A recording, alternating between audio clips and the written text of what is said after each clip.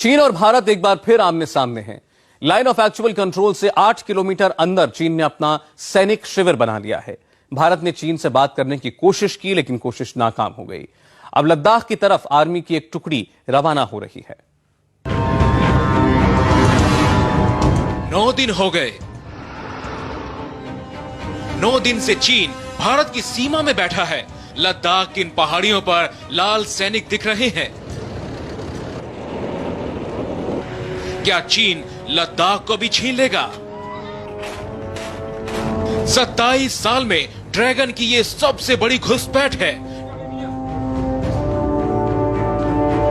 Truck में बैठकर चीन के सैनिक भारत आए हैं। पहले 10 आए, फिर 20 और आए और लाल आर्मी ने भारत में टेंट लगा दिया। लद्दाख के इस ठंडे रेगिस्तान में हालात बहुत गर्म हैं। भारत और चीन की आर्मी की टुकड़ी एक दूसरे से बस 300 मीटर की दूरी पर खड़ी है। चीन है कि मानता नहीं। 2 बार चीन से बात हो चुकी है, दोनों बार बातचीत फेल हो गई। अब आर या पार के हालात हैं।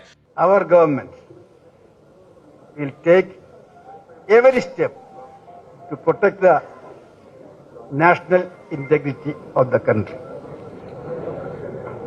That is what I told Delhi. I repeat that now. At the same time,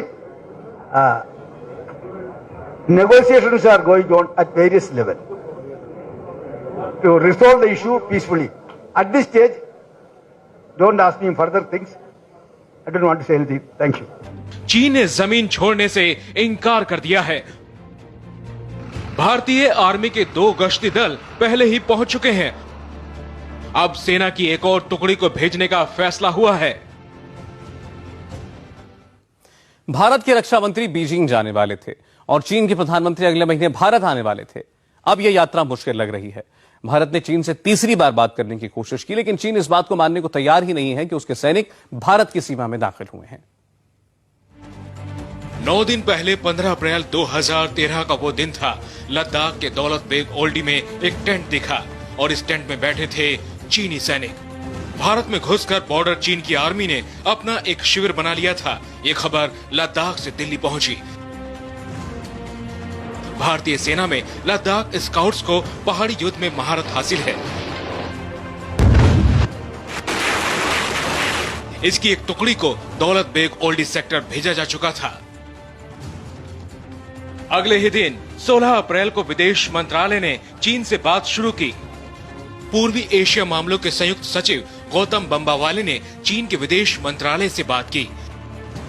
एक तरफ विदेश मंत्रालय बात कर रहा था, दूसरी तरफ भारतीय आर्मी लद्दाख की तरफ रवाना हो रही थी। 17 अप्रैल को भारतीय फौजियों का दूसरा गश्ती दल भेजा गया। भारतीय आर्मी की इस टुकड़ी ने दौलत बेग ओल्डी चीनी आर्मी को बैनर दिखाया। इसे बैनर ड्रिल कहा जाता है। बैनर ड्रिल में भारतीय आर्मी के गश्ती दल ने चीनी आर्मी से कहा कि आप हमारे इलाके में हैं। अच्छा होगा आप वापस लौट जाएं, क्योंकि हम भी वापस लौट रहे हैं। बैनर ड्रिल का असर चीन पर नहीं पड़ा। 18 अप्रैल को चीन ने अपने सैनिकों की तादाद बढ़ा दी।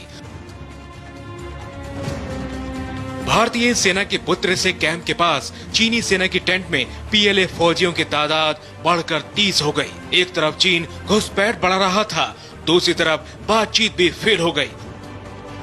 भारत और चीनी अफसरों के बीच फ्लैग मीटिंग हुई, लेकिन कुछ नहीं हुआ।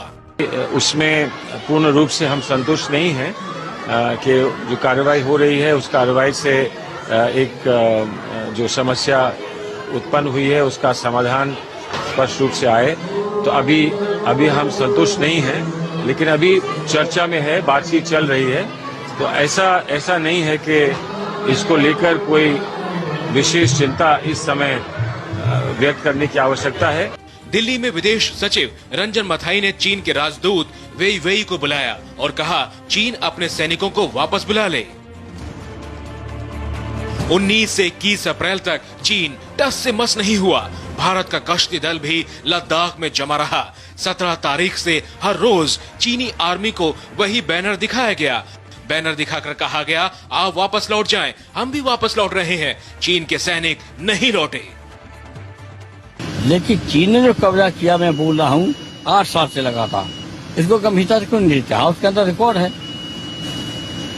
ये क्या मुद्दा? ये मुद्दा तो जांच हो जाएगी, पड़ताल हो जाएगी, कौन फंसता कौन बचता। सीमा पे कब्जा हो रहा है।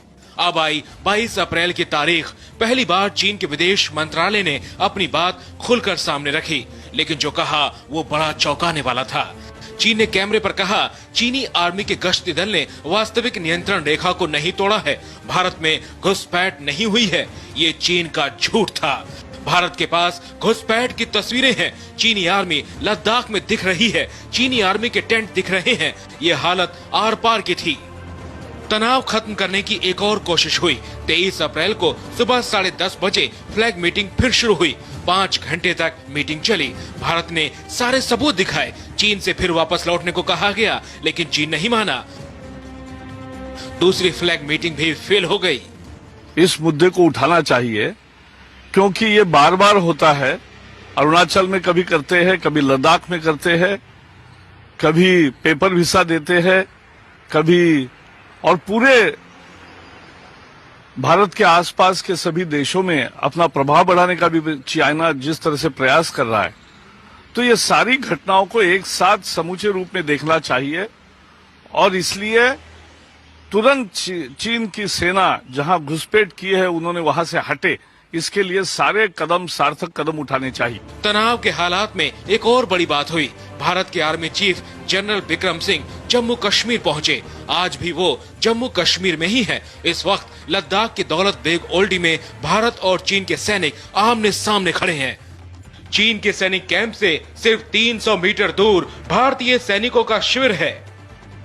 मंजूर मीर, इंडिया टीवी, लद्दाख। लेह से 183 किलोमीटर और कारगिल से 283 किलोमीटर दूर चीन और भारत के सैनिक इस वक्त खड़े हैं। सूत्रों से खबर मिल रही है कि चीन ने भारत के सामने शर्त रखी है। चीन ने भारत से कहा है कि उसके सैनिक लौट सकते हैं, लेकिन भारत को यह मानना होगा कि यह घुसपैठ नहीं थी। भारत और चीन के बीच इस तनाव की वजह है LAC। चीन ने LAC की एक नई परिभाषा कर दी है। सुरक्षा विशेषज्ञ retired lieutenant general RK Arora से समझते हैं कि आखिर चीन चाहता क्या है। भारत और चीन के बॉर्डर की जो लड़ाई है वो इस मैप के सहारे अगर आप हमें बता सकें कि असल में मुद्दा क्या है और कितना हिस्सा भारत का ऐसा है जिस पर चीन अपना कब्जा कर रहा है। ओके, अगर आप अपनी नज़र ले जाएं इस मैप पर, जम्मू एंड कश्मीर के मैप पर, इसमें आप देखेंगे कि ये जो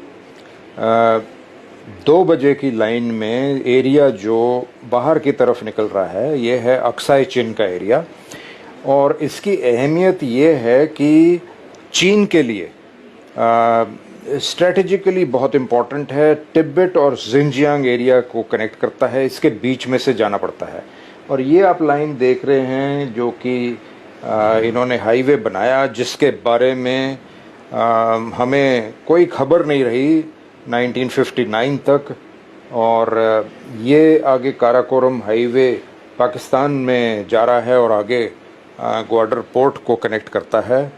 तो ये बनने के बाद कोई सवाल ही नहीं है कि चीन इस एरिया को छोड़ दे, क्योंकि जिनजियांग का इलाका इनके लिए बहुत अहमियत रखता है और अक्साई चिन के बीच में से ही जाता है। दूसरा ये है कि अगर आप नज़र ले जाएं, ये पेंगोंगसो लेक जहाँ पर है और ये काराकोरम पास जो है, इस लेक से काराकोरम पास तक घूमती घमाती लाइन ऑफ एक्चुअल कंट्रोल है।